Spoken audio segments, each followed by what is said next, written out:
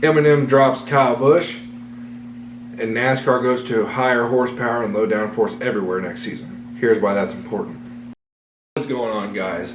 This episode is brought to you by McGowan's Decal Installation. McGowan's Decal Installation is a vinyl wrapping business out of New Whiteland, Indiana. I'm glad to be partnered with them. So what they do is exactly what it sounds like. They wrap your car in whatever color that you want. They've got amazing rates, competitive pricing.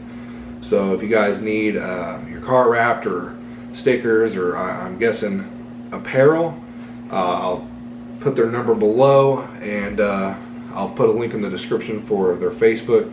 So just check them out, and I'm glad to have them on board as well for the 2022 season. So let's get into some news. What is going on, guys? My name is Cameron, and welcome back to Motorsports Digest. If you guys don't know, we have been doing a podcast series on Spotify called Motorsports Digest Off the Grid. We have been doing a lot of unbiased, unopinionated stories, I guess, and have been doing a lot of interviews with local race car drivers. So, Eminem leaves NASCAR, Mars. NASCAR in the course of the month has shifted from high horsepower or high downforce, low horsepower to higher horsepower, lower downforce. So that is going to be ran everywhere regarding the next year's rule package. With that being said, a lot of the drivers have expressed their opinions and their beliefs, as well as their engineers, to NASCAR for the 550 horsepower. So now they have been running the 670 horsepower package with the 4-inch spoiler, and everybody seems to like that so far. I'm going to shift it to a little bit of dirt news. Former NASCAR driver Casey Kane will compete full-time in the World of Outlaws series, their sprint car series. He's been part-time in the World of Outlaws so far with his full-time driver Brad Sweet. I'm excited to see that because with Casey Kane being a team owner, he will be able to compete in a full series full-time with his teammate, and hopefully he can clinch himself a championship as well, along with Brad Sweet. Some other news. Earlier this week, NASCAR announced that they have been testing a side spoiler a little bit, so their spoiler on the back of the deck lid will be hanging off another 4 inches, calling it side force, and they are going to be testing that sometime later this week or next. So that package that I talked about, the 670 horsepower and low downforce with the 4-inch spoiler, that is going to be ran everywhere besides tracks Daytona, Talladega, and possibly Atlanta. I don't know if you guys have noticed, but Atlanta has been doing a complete renovation of the track surface, trying to make it a super speedway. I personally like that idea. I'm not really a fan of just having Daytona and Talladega as super speedway races, and I think if you add more, kind of like what Atlanta is doing, I think it's definitely going to make it more enjoyable, instead of only going to, they go to Daytona, Talladega, and Atlanta 2 times a year, sometimes more for Atlanta, but you're not going to see the same 2 plate tracks, so I'm excited to see that. Jimmy Johnson has announced that he is running a full NTT IndyCar Series schedule. Yes, you heard that right, a full NTT IndyCar Series schedule. So that means he's going to be running the Indy 500 and ovals. There's going to be 17 races in the series. Carvana is expected to sponsor 16 of those races. I'm personally excited. I am a big fan of Jimmy Johnson, not only as a racer but as a human being. I like what he does on and off the track, but with him running in the Indy 500, that's going to be a tough switch up. We had a couple years ago, we had Kurt Busch run in the Indy 500, and I believe one of his practice days he smoked the wall. It's not as easy as everybody thinks it is. You're on the brink of either pushing it too hard or not going hard enough, and if you push it just a little bit over that edge, you're backed into the wall. So I'm gonna cheer him on as well. I don't think he's gonna be winning within the first 5-10 years if he's in that long, but he might run top 10 or wreck out. That's just my honest opinion. And then we've got some trash talking going on Twitter. Matt DiBenedetto gets called out by former sponsor Keen Parts.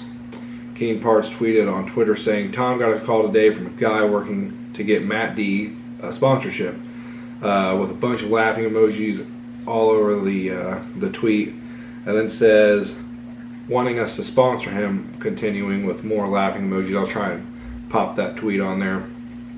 But now Matt D doesn't have a ride for 2022 and is getting called out by former sponsors. If you guys remember, in 2018, I believe, Matt DiBenedetto was running for Go Fast Racing, the number 32 Ford Fusion.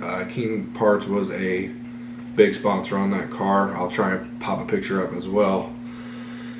And throughout, I think it was the third quarter part of the year, almost 3/4 of the way through the year, Matty D announced that he was not going to be running or continuing their partnership with Go Fast Racing anymore. So he ended the season and he did not return. So I believe that may have struck a nerve with somebody, especially going in with you're leaving a team and a sponsor, and then you're going to sit there and badmouth them and saying that, oh, they don't have the right equipment. I can't. Because Go Fast Racing, everybody can agree with me. They are just a hair above Rick Ware Racing during their tenure with NASCAR.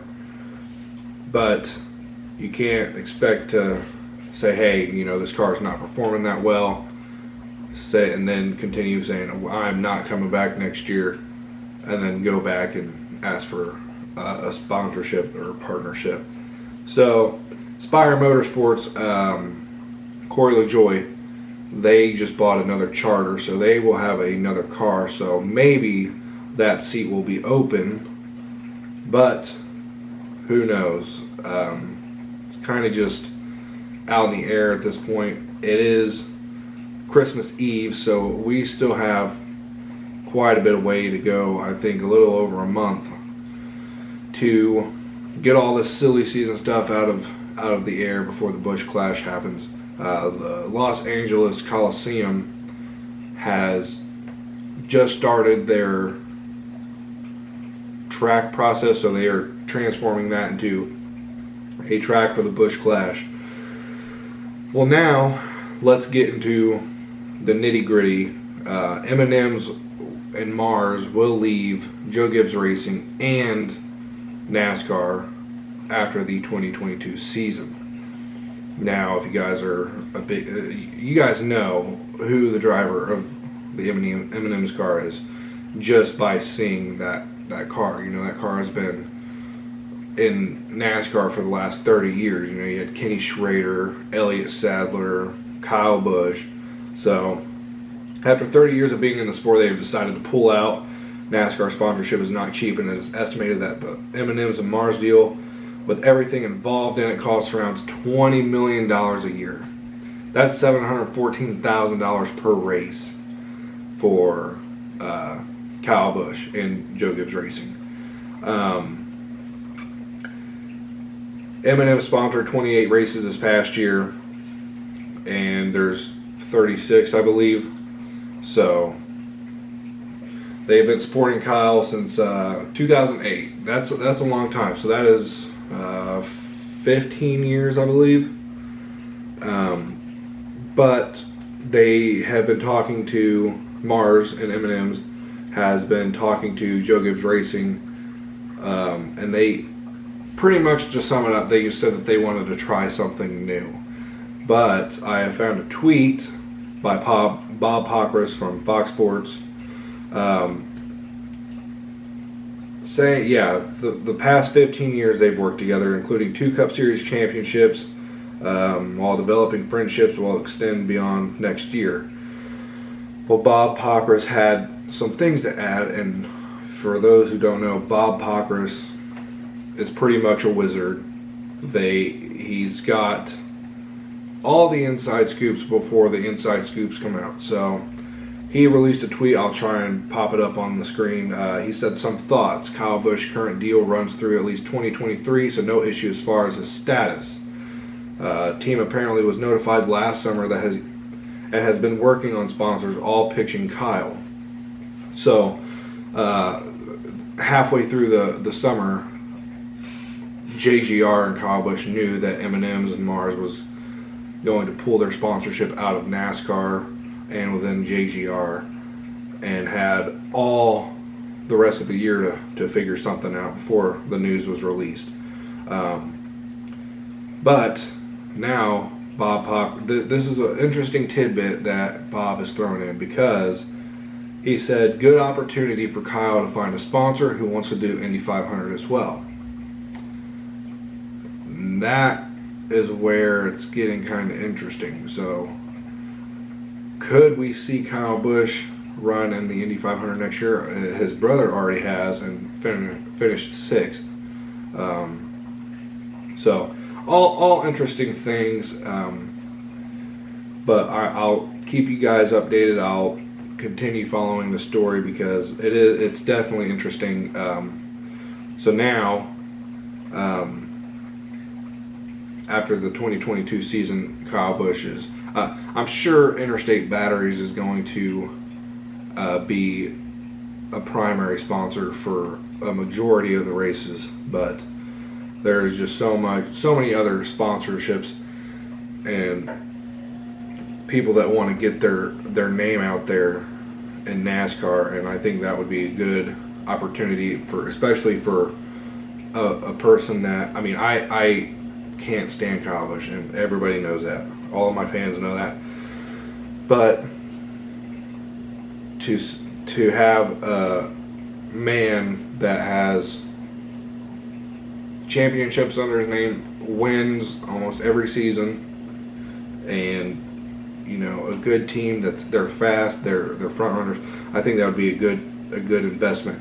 So we really don't know why M&M's has pulled out. They just say they want to try something new. So I'll try and follow the story, but that's all the news I have for this episode. I'll be trying to go back to weekly uploads. I don't want to overjoy myself with work. So I'll be doing the Off the Grid podcast weekly as well, and the YouTube news side. So I just want to thank you guys for your support this year. Thank you guys for buying shirts, sweatshirts.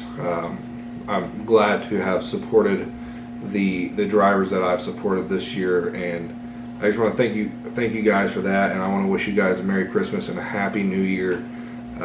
Be safe these holidays. If you're traveling, just be safe and have fun with your family. So I want to thank you guys for watching this video. Like, subscribe, and check out our Spotify. So I'll see you guys next year.